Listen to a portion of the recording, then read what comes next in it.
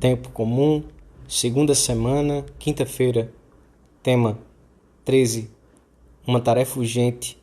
Dar doutrina. Pontos a meditar. 1. Necessidade premente deste apostolado. 2. Formação nas verdades da fé. Estudar e ensinar o catecismo. 3. A oração e a mortificação devem acompanhar todo o apostolado. Só a graça pode mover a vontade a concordar com as verdades da fé. Pelo sinal da Santa Cruz, livrai-nos Deus, nosso Senhor, dos nossos inimigos. Em nome do Pai, do Filho e do Espírito Santo. Amém. Meu Senhor e meu Deus, creio firmemente que estás aqui, que me vês, que me ouves. Adoro-te com profunda reverência. Peço-te perdão dos meus pecados e graça para fazer com fruto este tempo de oração. Minha Mãe Imaculada, São José, meu Pai, Senhor, meu anjo da guarda, intercedei por mim.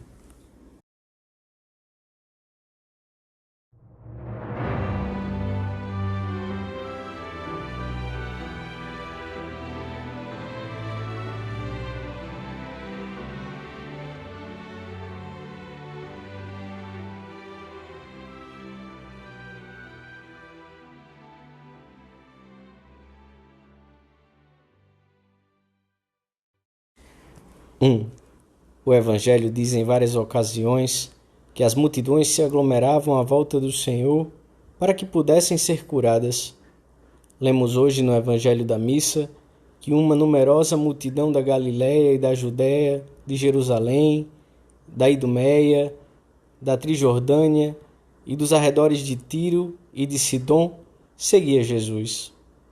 Era tanta gente que o Senhor mandou aos seus discípulos que preparassem uma barca por causa da multidão, para que esta não o oprimisse, pois ele curava muitos, e quantos padeciam de algum mal, lançavam-se sobre ele para o tocarem.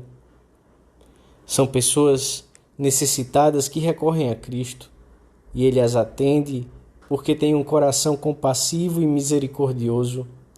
Durante os 3 anos da sua vida pública, curou muitos, livrou os endemoniados, ressuscitou mortos, mas não curou todos os enfermos do mundo, nem suprimiu todos os sofrimentos desta vida, porque a dor não é um mal absoluto, ao passo que o pecado o é, e pode ter um valor redentor incomparável se a unirmos aos sofrimentos de Cristo. Muitos dos milagres que Jesus realizou foram remédio para inúmeras dores e sofrimentos, mas eram antes de mais nada um sinal e uma prova da sua missão divina, da redenção universal e eterna. E os cristãos continuam no tempo a missão de Cristo, e depois e ensinai a todos os povos, batizando-os e ensinando-os a observar tudo quanto vos mandei. E eis que eu estou convosco todos os dias, até a consumação do mundo. As multidões andam hoje tão necessitadas como naquela época. Também hoje vemos que são como ovelhas sem pastor, que estão desorientadas e não sabem para onde dirigir as suas vidas. A humanidade, apesar de todos os progressos destes 20 séculos, continua a sofrer dores físicas e morais, mas padece, sobretudo, de uma grande falta da doutrina de Cristo, salvaguardada sem erro pelo magistério da Igreja. As palavras do Senhor continuam a ser palavras de vida eterna, que ensinam a fugir do pecado, a santificar a vida ordinária, o trabalho, as alegrias, as derrotas e a doença, e abrem os caminhos da salvação. Esta é a grande necessidade do mundo. Quando avaliamos a situação da sociedade com os olhos da fé, não precisamos de muito esforço para descobrir que as pessoas andam desejosas de ouvir a palavra de Deus, embora o dissimulem exteriormente. Talvez alguns se tenham esquecido da doutrina de Cristo, outros, sem culpa sua, nunca a aprenderam e veem a religião como uma coisa estranha. Mas convencei-vos de uma realidade sempre atual.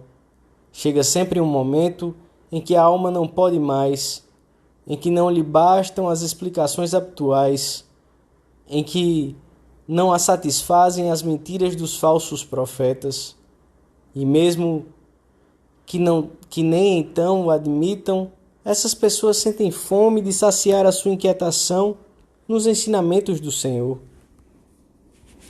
Está nas nossas mãos este tesouro da doutrina, para que possamos dá-lo a tempo e a destempo, oportuna e inoportunamente, através de todos os meios ao nosso alcance. E esta é a tarefa verdadeiramente urgente que incumbe a todos os cristãos. 2. Para podermos dar a doutrina de Jesus Cristo, é preciso que a tenhamos no entendimento e no coração, que a meditemos e amemos. Todos os cristãos, cada um segundo os dons que recebeu, talento, estudos, circunstâncias, tem que servir-se dos meios necessários para adquiri-la. E não serão poucas as vezes em que essa formação começará por um conhecimento aprofundado do catecismo, que são esses livros fiéis aos conteúdos essenciais da revelação e atualizados quanto ao método, capazes de educar numa fé robusta as gerações de cristãos dos novos tempos. Como diz João Paulo II, a vida de fé leva a um fluxo contínuo de aquisição e transmissão das verdades reveladas. Transmito-vos aquilo que recebi, dizia São Paulo aos cristãos de Corinto. A fé da Igreja é fé viva, porque é continuamente recebida e entregue, de Cristo aos apóstolos, destes aos seus sucessores. Assim até hoje, é sempre idêntica à fé que ressoa no magistério vivo da Igreja. Que bons alto-falantes não teria o Senhor se todos os cristãos se dedicassem, cada um no seu lugar, a proclamar a sua doutrina salvadora, a ser elos dessa corrente que se prolongará até o fim dos tempos. Ide e ensinai, diz o próprio Cristo a todos nós. Trata-se de difundir espontaneamente a doutrina, de um modo às vezes informal, mas que será extraordinariamente eficaz, tal como aconteceu com os primeiros cristãos, de família para família, entre colegas de trabalho ou de estudo, entre os pais dos alunos de uma escola, nos bairros, nos mercados, nas ruas. O trabalho, a rua, a associação profissional, a universidade, os estabelecimentos comerciais, a vida civil, convertem-se então em veículos de uma catequese discreta e atraente, que penetra até o fundo dos costumes da sociedade e da vida dos homens. Acredita em mim, o apostolado, a catequese, de ordinário, tem de ser capilar, um a um, cada homem de fé, com o seu companheiro mais próximo. Aos que somos filhos de Deus, importam-nos todas as almas, porque nos importa cada alma. Como devem comover o coração de Deus essas mães que, talvez sem tempo disponível, explicam pacientemente as verdades do catecismo a seus filhos, e talvez aos filhos das suas vizinhas e amigas, ou o estudante que vai a um bairro longínquo para explicar essas verdades aos meninos da localidade, ainda que depois tenha de sacrificar o sono para preparar a prova que terá na semana seguinte. Perante tanta ignorância e tantos erros a respeito de Cristo, da sua Igreja, das verdades mais elementares, os cristãos não podem ficar passivos, pois o Senhor nos constituiu como sal da terra e luz do mundo. Todos os cristãos devem participar na tarefa da formação cristã, devem sentir a urgência de evangelizar, que não é para mim motivo de glória, mas uma obrigação. Ninguém pode desentender-se desta urgente missão, tarefa do cristão, afogar o mal em abundância de bem. Não se trata de campanhas negativas, nem de ser anti-nada. Pelo contrário, viver de afirmação, cheios de otimismo, com juventude, alegria e paz, ver com compreensão a todos, os que seguem a Cristo e os que o abandonam ou não o conhecem. Mas compreensão não significa abstencionismo nem indiferença, e sim atividade, iniciativa, anelo profundo de dar a conhecer a todos o rosto amável do Senhor.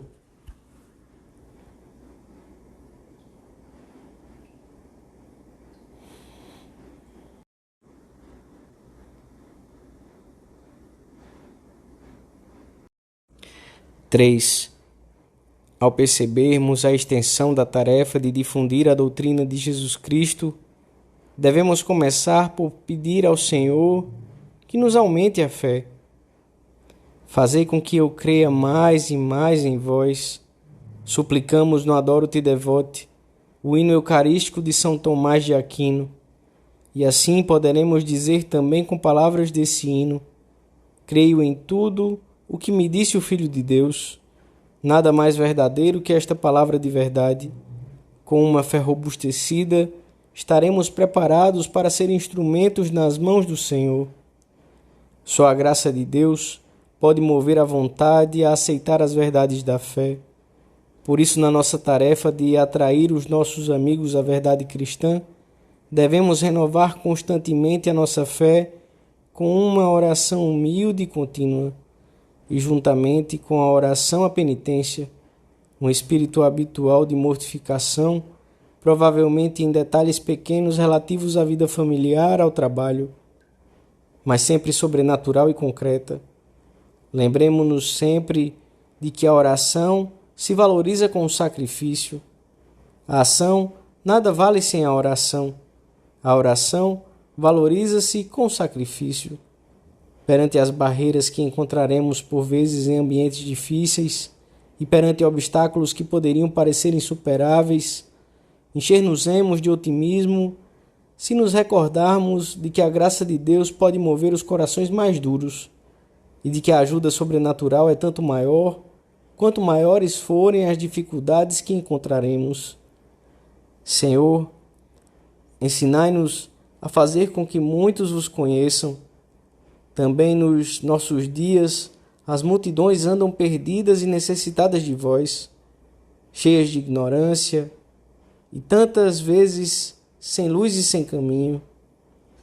Santa Maria, ajudai-nos a não desperdiçar nenhuma ocasião de dar a conhecer o vosso Filho Jesus Cristo.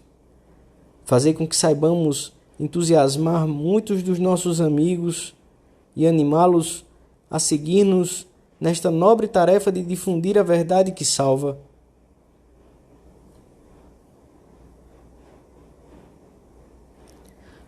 Dou-te graças, meu Deus, pelos bons propósitos, afetos e inspirações que me comunicaste nesta meditação.